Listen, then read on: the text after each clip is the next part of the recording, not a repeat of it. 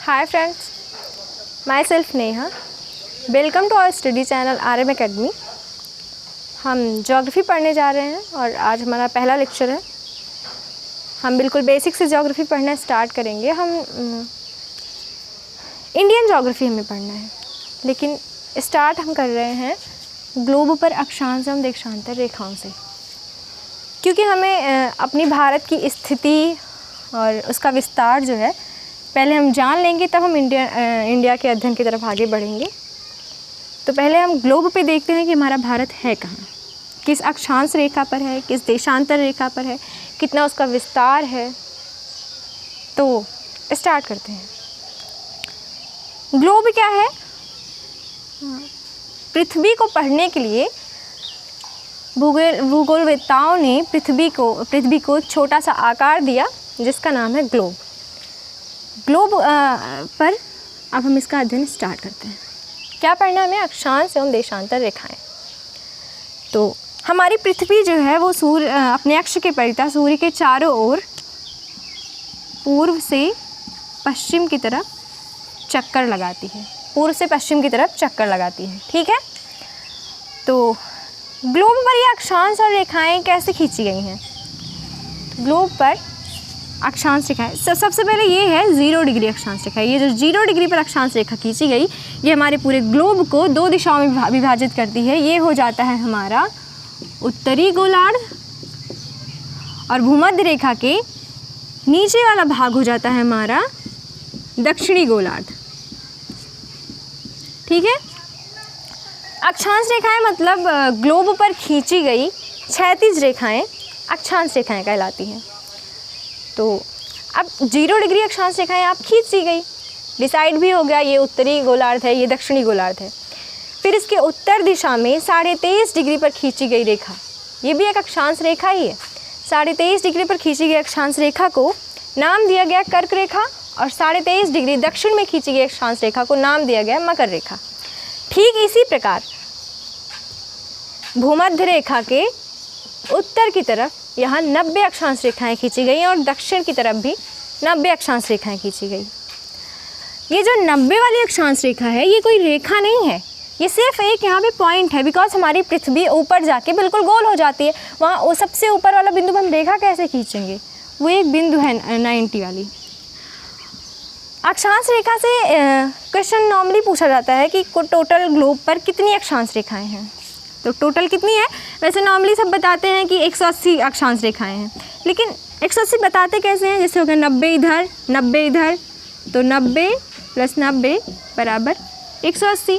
लेकिन ये गलत है, क्योंकि हम अपनी 0 डिग्री वाली अक्षांश रेखा को भूल जाते हैं, जिसका नाम है भूमध्य रेखा।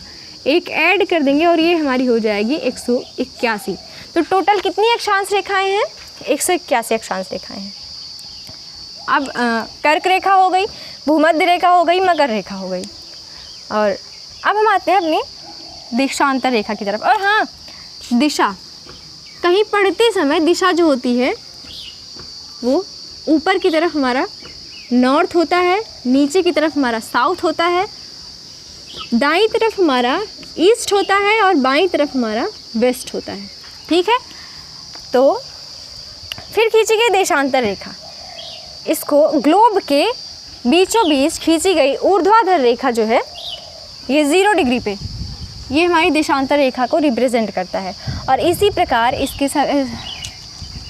ये ग्लोब को 2 दिशाओं में ये भी विभाजित करता है। इधर हो जाएगा हमारा पूर्व और इधर हो जाएगा हमारा पश्चिम। तो अब ये हमारा कौन सा गोलार्ध है? ये हमारा उत्तरी पूर्वी गोलार्ध है, ये हमारा उत्तरी दक्षिणी गोलार्ध है, ये हमारा ये हमारा दक्षिणी पूर्वी गोलार्ध है, ये हमारा दक्षिणी पश्चिमी गोलार्ध है, और ये हमारा उत्तरी पश्चिमी गोलार्ध है। अब हम देखेंगे हमारा भारत यहाँ पे कहाँ स्थित है। हमारा भारत ग्लोब के उत्तरी पूर्वी गोलार्ध में स्थित है, और कर्क रेखा, ये जो 23.5 डिग्री वाली जो रेखा है, ये भारत के लगभग बीचों बीच से होकर गुजरती है, ठीक है। अक्षांश और देशांतर रेखाएं क्लियर हो गई। देशांतर रेखा का एक बहुत महत्वपूर्ण योगदान है हमारे विश्व के मानक समय को रिप्रेजेंट करने के लिए, ठीक है, उसको निर्धारित करने के लिए। तो हम इसकी चर्चा आगे करेंगे अपने अगले वीडियो में। तो हम यहाँ से भारत के बारे में कुछ जान लेते हैं। तो भारत को, ये हमारा भारत है, हम यहाँ से इसको निकालना है यहाँ पे। तो ये जो रेखा है ये कर्क रेखा है, यही 23.5 डिग्री वाली कर्क रेखा, ठीक है, ये हमारी कर्क रेखा है। अब बात करेंगे भारत में कि कर्क रेखा, चूँकि अभी हम सिर्फ अक्षांश और देशांतर पढ़ रहे हैं तो हम पहले इसकी चर्चा कर लेते हैं। तो कर्क रेखा जो है ये भारत के किन किन राज्यों से होकर गुजरती है अथवा कितने राज्यों से होकर गुजरती है, क्वेश्चन बनता है। तो हम देख लेते हैं कि कर्क रेखा भारत के किन किन राज्यों से होकर गुजरती है। ये भारत के टोटल 8 राज्यों से होकर गुजरती है कर्क रेखा, लगभग बीचों बीच से, पूरा एकदम ठीक बीचों बीच से नहीं, लगभग बीचों बीच से। वो 8 राज्य कौन कौन से हैं? गुजरात है, राजस्थान है, मध्य प्रदेश, छत्तीसगढ़, झारखंड, पश्चिम बंगाल, त्रिपुरा और मिजोरम। ये गुजरात है हमारा, और यहाँ थोड़ा आगे आ जाता है राजस्थान। यहाँ मध्य प्रदेश, फिर मध्य प्रदेश से ही अलग होकर बना है छत्तीसगढ़, फिर यहाँ आ जाएगा हमारा छत्तीसगढ़, फिर झारखंड, और ये इतना ऐसे चला पश्चिम बंगाल, फिर ये त्रिपुरा और मिज़ोरम, ठीक है। तो 8 राज्यों से होकर कर्क रेखा गुजरती है। हाँ, एक ट्रिक भी है, उसे भी आप याद कर सकते हैं। जैसे अगर मित्र पर गमछा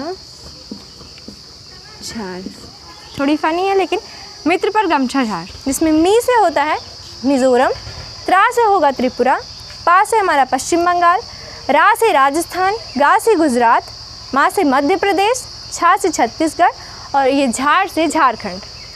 ये याद करने की ट्रिक हो गई। तो आज के लिए इतना ही देखते हैं, बाकी अगले वीडियो में हम देखेंगे। आप हमारे साथ बने रहिए और हमारे वीडियो को लाइक करें, और कमेंट में अपना कोई भी इसमें अगर आपको कन्फ्यूज़न हो कुछ भी तो आप कमेंट सेक्शन में हमें बता सकते हैं। हम अगले वीडियो में आपको उसको कवर करने की पूरी कोशिश करेंगे। और हमारे चैनल RM अकेडमी को सब्सक्राइब ज़रूर करें, और हाँ, बेल आइकन को भी प्रेस करें। ओके, धन्यवाद।